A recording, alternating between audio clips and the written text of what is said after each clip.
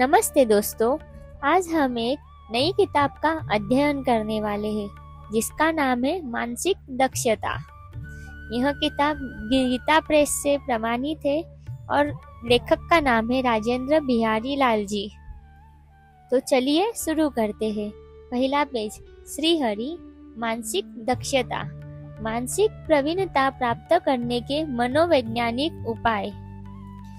तमैव माता पिता तमैव, तमैव बन्धु सखा तमैव, तमैव विद्या द्रविण तमैव, तमैव सर्व मम देव देव। श्री राजेंद्र बिहारी लाल MSc। निवेदन। हमारे सामान्य बंधु श्री राजेंद्र बिहारी लाल जी मनोवैज्ञानिक के अच्छे जानकार हैं। इन्होंने मानसिक दक्षता नामक एक सुविचारपूर्ण ग्रंथ लिखा था और उसका प्रथम संस्करण अन्यत्र प्रकाशित भी हो चुका था, परंतु ग्रंथ का विषय जीवन के लिए विशेष उपयोगी होने के कारण उन्होंने इसके प्रचार की विशेष आवश्यकता समझी और दूसरा संस्करण गीता प्रेस के द्वारा प्रकाशित हो ऐसा विचार कर गीता प्रेस से अनुरोध किया। ग्रंथ बहुत ही उत्तम था। अंत एवं गीता प्रेस ने उसका प्रकाशन सहर्ष स्वीकार किया।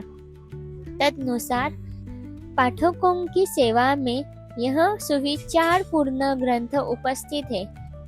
आशा है हमारे पाठक इसके द्वारा विशेष रूप से लाभ उठा सकेंगे। दोस्तों, मैंने ये निवेदन इसलिए आपको पढ़ के सुनाया है ताकि आपको भी पता चले ये बुक सिर्फ धार्मिक ग्रंथ ना होके एक साइंटिफिक भी है जिसमें मानसिक शक्तियों के बारे में बताया गया है। तो चलिए हमारा पाठ शुरू करते हैं। मानसिक दक्षता। पहला अध्याय, मानसिक दक्षता का महत्व। ऐसा शायद ही कोई मनुष्य होगा जिसे अपने जीवन का कारभार चलाने में अपने दिमाग का उपयोग न करना पड़ता हो। अगर आप ऐसे व्यक्तियों में से नहीं हैं, अगर आपको इस बात का भान है कि आपके जीवन के कार्यों का संचालन मुख्यतः मानसिक शक्तियों द्वारा ही होता है, तो कदाचित आपको यह जानने का कौतूहल होगा कि आपके मन की विविध क्रियाएं किस प्रकार होती हैं और अगर उनकी दक्षता में वृद्धि की जा सकती है तो किन उपायों से। अगर आपको इस प्रकार की कोई उत्कंठा है तो आइए हमारे साथ मनोविज्ञान वाटिका की सैर कीजिए। वहाँ के सुंदर दृश्य, वहाँ की सुगंधित स्वास्थ्यकर वायु, हवा के फूल और फल आपका मनोरंजन ही नहीं करेंगे वरन आपके मानसिक स्वास्थ्य और बल का भी संचार करेंगे।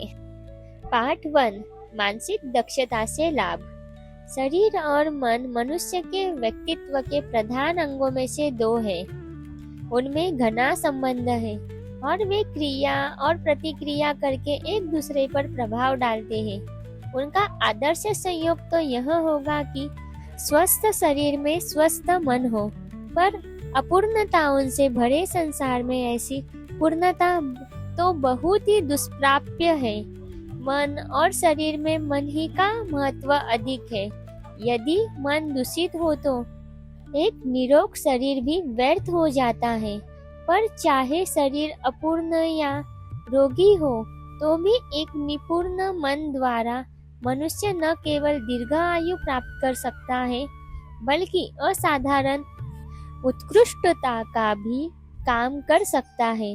मन शरीर का राजा है और सभ्यता तथा उन्नति के शिखर पर संसार की वही जातियां पाई जाती है जिन्होंने अपने सदस्यों को मन को बहुत ही परिकृष्ट किया है। इसी प्रकार व्यक्तिगत जीवन में साधारणतः वही लोग अधिक सफल और निपुण होते हैं जिन्होंने अपने दिमाग को ऊंचे दर्जे तक तरक्की दी है। अच्छी तरह सुशिक्षित और प्रवीण मन ही दुनिया में सबसे अधिक उपयोगी संपत्ति है। धन भी इसका मुकाबला नहीं कर सकता और इसके बिना निसहाय रहता है। प्रत्येक देश, प्रत्येक व्यापार तथा प्रत्येक पेशा इसका स्वागत करने और इसको काम में लगाने के लिए उत्सुक रहता है, वह हर प्रकार की सफलता की कुंजी है और ऊंचे से ऊंचे समाज के अंदर प्रवेश करने के लिए आज्ञा पत्र है। विद्यार्थी, साहित्यिक, वैज्ञानिक और अध्यापक के लिए तो मानसिक दक्षता का मूल्य स्वतः स्पष्ट है, विशेष कुछ कहने की आवश्यकता ही नहीं। इसके अतिरिक्त व्यापार और शिल्प, कला और दस्तकारियों से संबंध रखने वाले धंधों में भी जहाँ शारीरिक परिश्रम का अंश अपेक्षाकृत अधिक रहता है, इसका महत्व बहुत ही बड़ा है, चाहे उतना साफ भले ही दिखाई न पड़ता हो। मानसिक दक्षता प्राप्त करने के फलस्वरूप विद्यार्थी न केवल पढ़ी हुई सामग्रियों को ज्यादा अच्छी तरह से समझ सकता है और याद रख सकता है, बल्कि अपने कामों को कम समय में पूरा भी कर सकता है और इस तरह बचाए हुए समय को आगे काम या किसी दूसरे काम में लगा सकता है। इसी प्रकार एक व्यवसायी के लिए भी इसके फायदे कुछ कम महत्वपूर्ण नहीं है। इसके लिए भी मानसिक दक्षता बड़े काम की वस्तु है, क्योंकि बातों को विस्तार पूर्वक समझने, उनको मन के समक्ष रखने, तुलना करने, कीमतों को याद रखने, ग्राहकों के नाम एवं विशेषताओं को आदि को ध्यान में रखने की शक्तियाँ तथा बाजार भाव के भविष्य में घटने बढ़ने की संभावना का अंदाज लगाने की दूरदर्शिता किसी भी व्यापारी के लिए उसके प्रतिद्वंदियों के मुकाबले एक बहुत बड़ी सुविधा सिद्ध होगी। यहाँ यह भी बता देना आवश्यक है कि माल या योग्यता का बेचना भी निश्चित मानसिक नियमों के ही अनुसार होता है, जिनको भली भांति समझे बिना कुशलता से प्रयोग नहीं कर सकते। चाहे आदमी के सुपुर्द कोई भी काम हो, उसमें सफलता और सुख दोनों ही अधिकांशत उसके मन के दक्षता पूर्वक काम करने पर अवलंबित है। चाहे काम हो, चाहे खेल या हमारे दैनंदिन जीवन के लिए उपयोगी हुनर हो, सभी में एक योग्य मन से अत्यंत लाभ होगा। हर प्रकार की सफलता सर्वप्रथम विचार के रूप में उत्पन्न होती है। हर प्रत्यक्ष कार्य आरंभ में एक अदृश्य विचार ही रहता है। अतएव बुद्धिमानी से सोचने का ही तात्पर्य बुद्धिमानी से काम करना होता है। इसी प्रकार मानसिक कार्य क्षमता ही अन्य हर प्रकार की कार्य क्षमता का आधार है। प्रत्येक उत्कृष्ट तथा महत्वपूर्ण कार्य, जैसे एक बढ़िया काव्य, एक सुंदर चित्र, एक समृद्धशाली कारोबार, यहाँ एक लाभदायक आविष्कार, सबसे पहले मन में उत्पन्न होता है। मन को विकसित कीजिए तो उत्तम फलों का मिलना निश्चित हो जाएगा। मानसिक कार्य क्षमताओं के लिए प्रयत्नशील होने में कोई स्वार्थ परायणता नहीं है। ऐसा करना तो आपका अपने अपने कुटुंब और अपने जातियों के प्रति परम कर्तव्य है। एक विद्वान ने कहा है कि कारोबार तथा सामाजिक जीवन दोनों में ही मनुष्य का पद मुख्यतः इस बात पर निर्भर रहता है कि उसने अपने मस्तकी की उन्नति के लिए क्या किया है। एक रासायनिक पदार्थ के नाते तो मनुष्य का मूल्य केवल 3 या 4 रुपया होगा।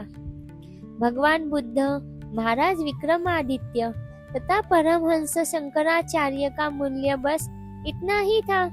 शरीर से काम करने वाली कल के नाते मनुष्य का मूल्य 30-40 रुपये मानसिक हो सकता है। संभव यह 50-60 रुपया भी हो जाए, पर इसके अधिक नहीं। हड्डी, पुट्टों और मांसपेशियों के बस यही दाम है। लेकिन मनुष्य के मस्तिष्क का मूल्य लाखों करोड़ों रुपए तक हो सकता है, और अगर वह अपने मूल्य को बढ़ाने का इच्छुक है तो उसे चाहिए कि अपने मस्तिष्क को अच्छे ढंग से काम में लगाने का गुण सीखे।